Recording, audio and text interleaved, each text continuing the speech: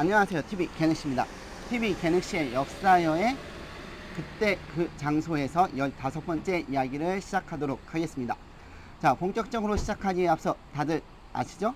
구독, 좋아요, 알림 설정은 저의 피와 살이 됩니다. 사랑합니다.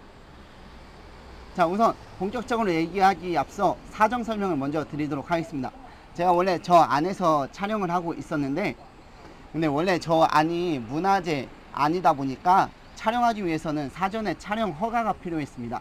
근데 제가 촬영 허가를 요청하지 않고 안에 촬영을 하고 있었기 때문에 안에서 촬영이 안 된다는 말을 하여 지금 제가 바깥에 나와서 촬영을 하고 있습니다.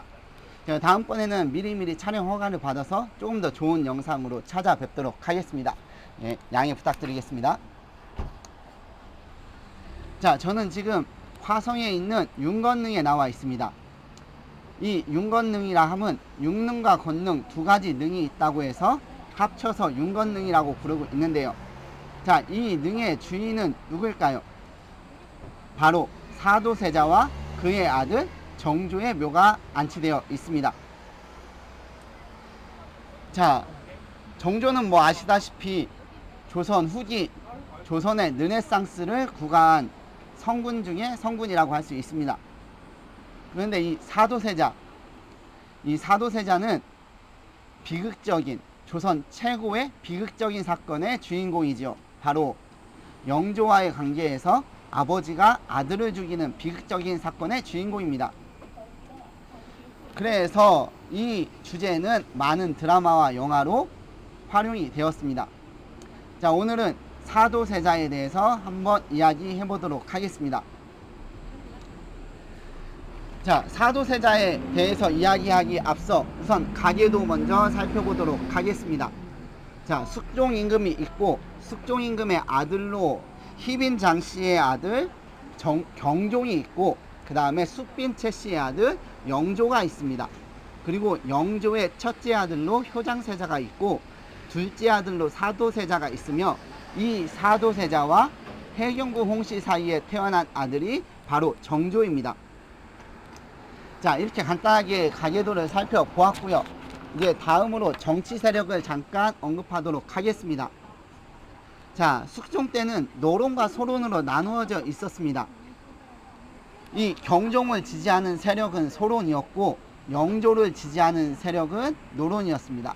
그래서 영조가 지휘하면서 노론이 득세하게 되었습니다. 자, 일단 큰 틀은 제가 여기까지 설명을 드리고 이제 사도세자에 대해서 이야기를 한번 해보도록 하겠습니다. 자, 정조에게는 원래 큰아들 효장세자가 있었습니다. 이 효장세자가 영조 4년 12월 16일에 죽게 됩니다. 그리고 나서 영조가 42살 때 영조 1년 25일에 귀한 아들을 얻게 되니 이가 바로 사도세자입니다. 자, 영조 입장에서 얼마나 귀한 아들이겠습니까? 그래서 태어난 지 1년도 안 돼서 세자로 책봉하게 됩니다. 자, 해경군 홍씨가 쓴 한중록에 따르면 이 빠른 세자 책봉이 이 모든 비극의 시작이었다라고 이야기를 하고 있습니다. 자, 세자가 책봉됨으로써 동궁에서 거주를 하게 되었고, 이 동궁 주변에 소론 사람들, 즉 경종의 사람들을 배치시켰다고 합니다. 자, 아무튼 이렇게 세자 책봉돼서 그 사도세자의 어린 시절을 한번 살펴보도록 하겠습니다. 지금 제가 기사 안에 있는 내용을 설명드릴 텐데, 그 기사는 바로 이제 제가 정조가 자신의 아버지 묘를 이쪽으로 이장하면서 어제 정원대왕 지문이라고 하는 기사를 볼 것입니다. 요 안에 사도세자에 관한 내용이 있습니다. 자, 병진년에 세자로 세웠는데 3월 15일에 의장과 호의를 갖추고 양정합에서 책봉하는 예식을 거행하였다. 연신 조현명이 아뢰기를 저하가 효묘의 모습을 매우 닮았으니 이야말로 종묘사직의 끝없는 복입니다 고하였다. 영묘께서 군간에게 문왕 세자편을 병풍에 써서 올리게 하였는데 이때에 벌써 글자의 뜻을 이해하여 왕자를 보고서는 영묘를 가리켰으며 세자라는 글자를 보고서는 자기를 가리켰다. 그뿐만 아니라 천, 지, 부, 모 등 63자를 획득하였다. 정사년에 처음으로 서연을 열고 표경과 소학의 글을 뽑아 강독하였는데 군간에 진독하는 것을 획득하고는 손으로는 문항이라는 두 자를 군간에게 짚어 보이었다. 군간이 소리내어 읽어보기를 청하니 읽는 소리가 또렷하여 몇 줄을 읽도록 착오가 없었다. 그뿐만 아니라 큰 글씨로 5글자를 썼는데 회기 힘차고 바르며 전실하였다 라는 내용이 있습니다. 제가 앞서 영조 11년에 태어났다고 했습니다. 그 영조 11년이 을묘년이고 그 다음해가 병진년이고 그 다음해가 정사년입니다. 정조 13년인 것입니다. 즉, 요 기사 내용에 있는 세자가 글을 떼우쳤다라는 내용은 이 사도세자가 3살 때 내용인 것입니다. 그만 어렸을 때부터 영특하였고 그 후의 내용도 모두 영특하였다, 효심이 지극하였다, 무명옷을 즐겨 입었다, 요런 내용들이 주를 이루고 있습니다. 그러다가 다른 의미의 그 기사 내용이 하나가 있는데 요 내용을 설명드리면, 세자는 유년 시절부터 지도가 이미 뛰어나 놀이를 할 때면 반드시 병의를 진설하곤 하였다. 상이 시험삼아 그의 소질을 떠보려고 물어보면 조목조목 대답을 해내곤 하였는데 매우 상세하였다. 일체의 행동거지와 임기응변하는 방도를 모두 손으로 그리고 입으로 대면서 혹시라도 어긋나는 경우가 없었다. 뿐만 아니라 병가의 서적을 즐겨 읽어 속임수와 정당한 수법을 적절하게 변화시키는 묘리를 은연중에 정통하지 않는 것이 없었다. 효묘께서 일찍이 무예를 좋아하여 한가한 날이면 부건에 납시어 말을 달리며 무예를 시험하곤 하였는데 그때에 쓰던 청룡도와 새로 주조한 큰 몽둥이가 여지껏 저승전에 있었다. 그것을 힘께나 쓰는 무사들도 움직이지 못하였건만 세자는 15, 16세부터 벌써 모두 들어서 썼다. 또 활쏘기와 말타기를 잘하여 화살을 손에 쥐고 관역을 쏘면 반드시 목표를 정확히 맞췄으며 곱비를 잡으면 나는 듯이 능숙하게 말을 몰았고 사나운 말도 잘 다루었다 라는 내용이 있습니다. 자, 사도세자가 무예에 뛰어나고 그 다음에 사도세자도 무예를 즐겼다는 내용인데요. 자, 영조는 이거를 탐탁치 않게 여겼다고 합니다. 영조는 조금 더 무예보다는 학문을 연구하는 걸 좀 권했다고 합니다. 자, 아무튼 이러한 상황 속에서 영조 25년에 왕세자의 대리청정을 대묘에 고하고 팔도에 정교를 반포하다라는 기사가 있는데 여기서 말하듯이 이때부터 사도세자가 대리청정을 하게 됩니다. 근데 이 대리청정을 하면서부터 영조와의 갈등의 골이 깊어지게 됩니다. 영조는 사도세자를 가르치는데 매우 엄하게 대했다고 합니다. 당근과 채찍이 있는데 채찍을 주로 사용하였고 그 채찍도 아주 강하게 사용을 하였다고 합니다. 그래서 사도세자가 나중에는 영조의 얼굴을 보는 것조차 두려워하였다고 합니다. 그리고 후에 정신병까지 얻었다고 내용이 있습니다. 자, 이러한 상황 속에서 사건이 하나 터지게 됩니다. 바로 영조 38년 5월 22일에 동궁의 허물을 아랜 나경원을 친국하고 복주하다라는 기사가 있는데 요 사건이 터지게 된 것입니다. 이때 나경원이 세자의 기행 10가지를 해서 상소를 올렸다고 하고 그 영조가 이것을 보고 대노를 하였다고 합니다. 그래서 세조를 불렀는데 세조를 부르고 나서 그 내용이, 자, 세자가 입과 포차림으로 들어와 뜰에 엎드렸는데 임금이 문을 닫고 한참 동안을 보지 않으므로 승지가 문 밖에서 아뢰었다. 임금이 창문을 밀치고 크게 책망하기를 내가 왕손의 어미를 때려 죽이고 여승을 궁으로 들였으며 서로에 행역하며 북성으로 나가 유람했는데 이것이 어찌 세자로서 행할 일이냐. 사모를 쓴 자들은 모두 나를 속였으니 나경원이 없었더라면 내가 어찌 알았겠는가. 왕손의 어미를 내가 처음에 매우 사랑하여 우물에 빠진 듯한 지경에 이르렀는데 어찌하여 마침내 죽였느냐. 그 사람이 아주 강직하였으니 반드시 내 행실과 이를 가나다가 이로 말미암아서 죽임을 당했을 것이다. 또 장래에 여승의 아들을 반드시 왕손이라고 일컬어 데리고 들어와 문안할 것이다. 이렇게 하고도 나라가 망하지 않겠는가 라고 이야기를 했다고 합니다. 자, 이후 사도세자는 시민당 뜰에 나가서 매일같이 대명을 하였다고 합니다. 그러다 결국 영조 38년 윤 5월 13일 세자를 폐하여 서인으로 삼고 안에 어미 가두나라는 기사가 있고, 요 안의 내용은 뭐 다들 아시다시피 영조가 사도세자에게 칼을 주면서 자결을 하라 명을 하였는데, 사도세자가 이 명을 받들어 자결을 하려고 하였습니다. 그러나 주변의 신하들이 말렸고 영조는 뒤주에 가두라고 명을 내립니다.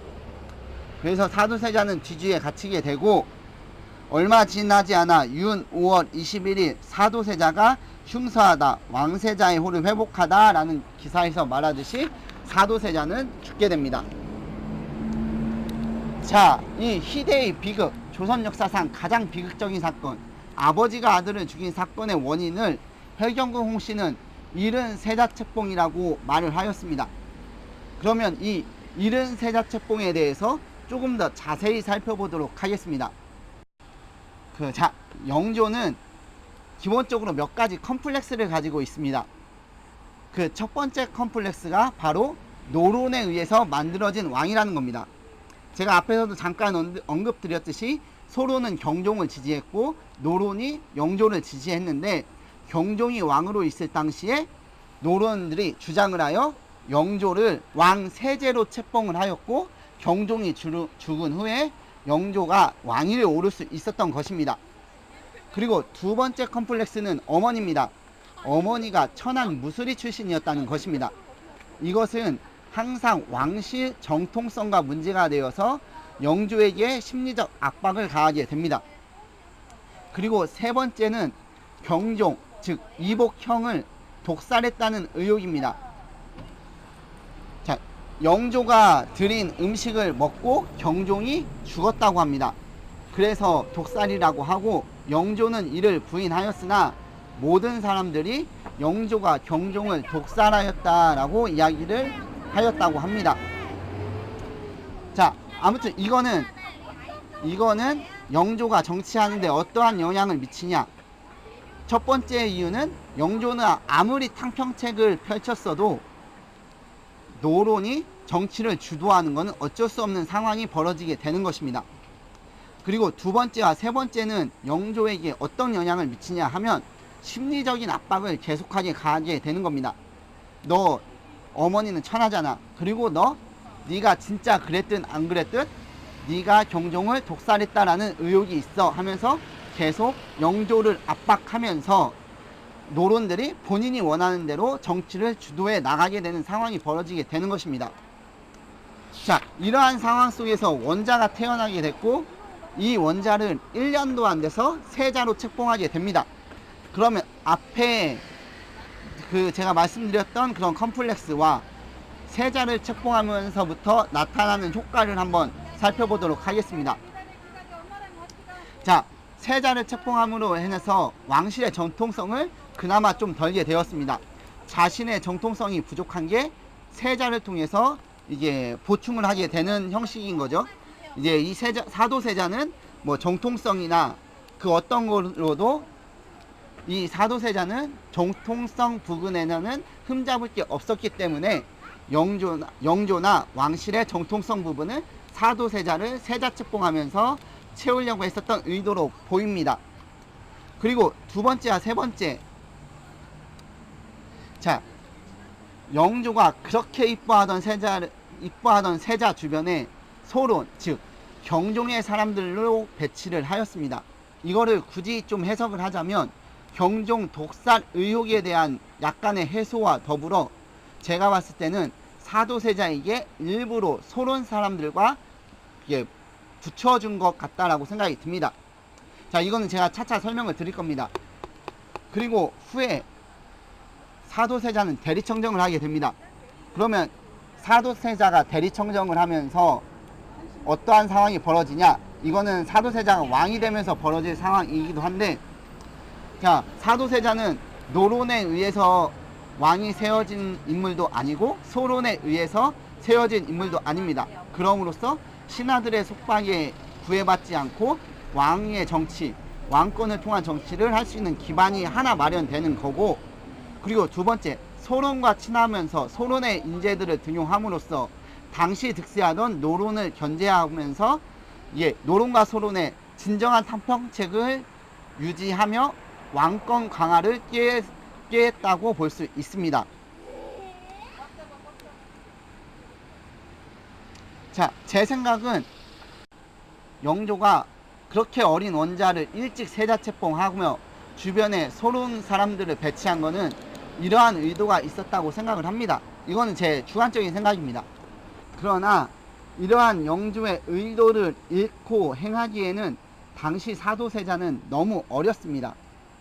그리고 그 당시는 분당 정치가 정말 극심에 이르는 상황이었습니다.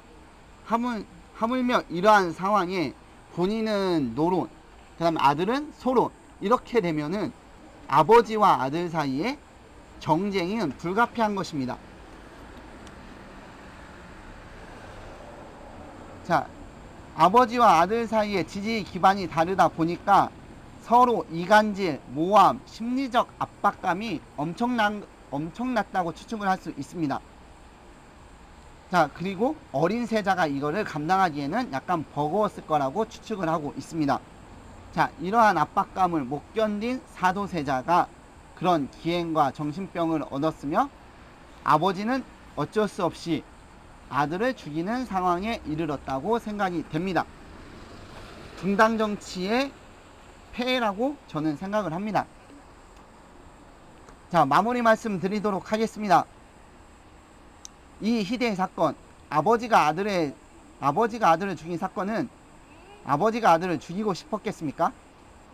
자, 이 배경을 보면은 당시 본인들의 권력을 유지하기 위해 수단과 방법을 가리지 않은 권력의 민낯, 여실히 보여주는 사건이라고 생각하고, 그리고 영조와 사도세자는 그 피해자라고 말씀드릴 수 있습니다.